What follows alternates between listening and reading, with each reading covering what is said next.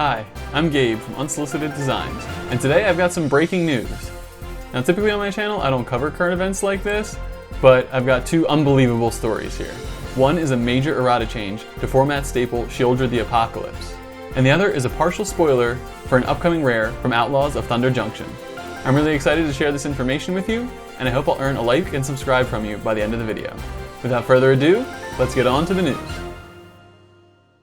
So first up, regarding the errata changes for Sheoldred the Apocalypse, I have a statement from an anonymous source close to Wizards of the Coast who provided me with this information.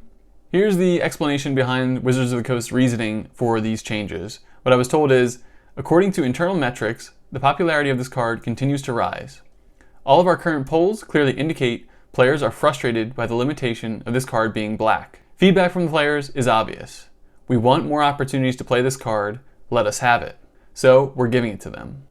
To that end, here's what the errated version of Sheoldred the Apocalypse will look like. Instead of costing 2 black and 2 generic, Sheoldred will now cost 4 generic mana only. Personally, I think this is an amazing change. Now no player will have to feel like their deck building is being restricted by Sheoldred's mana demands. Basically, since Sheoldred isn't going to be rotating for a whole nother year until Q4 of 2025, I think the reasoning behind this change is to make this card as accessible to the player base as possible. I asked my source what kind of effect this change would have on the secondary market, since Sheoldred is roughly a $100 value card, but they didn't seem to understand what I was referring to. I think English might be their second language or something. But they did tell me to expect an upcoming secret lair featuring the new errated version of Sheoldred. So that's very exciting. Are you as hyped for this new version of Sheoldred as I am? Let me know in the comments. And now for our second story of the day, the partial spoiler I was given for this new rare from Outlaws of Thunder Junction. Now I wasn't given all of the details of this new card, just more or less a rough description of it. I've made a mock version for your convenience, so that's what we'll be looking at here. So what I've been told is, it's a red saga, it has a converted mana value of 3, I don't know how many of that 3 mana is going to be red pips though.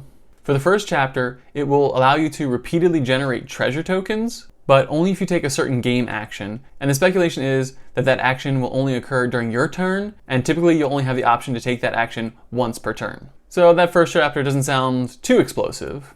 Chapter 2 will let you choose to put some number of cards from your hand directly into your graveyard, and if you choose to do that, you'll be able to take some number of cards from the top of your library and put them directly into your hand. That doesn't sound particularly useful to me, but I guess we'll have to see how it plays out in practice. And the final chapter will allow you to make Mirage tokens. It wasn't specified exactly what these tokens are, but it sounds like they will be copies of a permanent, and most likely a permanent that you control. My source did also confirm that this was a repeatable effect, so that's very exciting. Finally, this may just be a working title or one that they used in internal playtesting, but the name of the card should be something like Tales of the Mirage Maker. Overall, I don't really know what to expect of this card. It doesn't strike me as particularly powerful for competitive formats, but I'll leave that up to you all to decide. There we have it. Major new errata for Sheoldred the Apocalypse, and a spoiler for a brand new, completely unique card from Outlaws of Thunder Junction. Let me know what you think of all this information, and I hope I earned a like and subscribe from you. I'd love for you to share this video, and you can follow me on X at UnsolicitedMTG for updates on my channel and other nonsense. Thanks for watching. I'm Gabe from Unsolicited Designs, and who asked me anyways? April Fools. Did I get you? Be honest.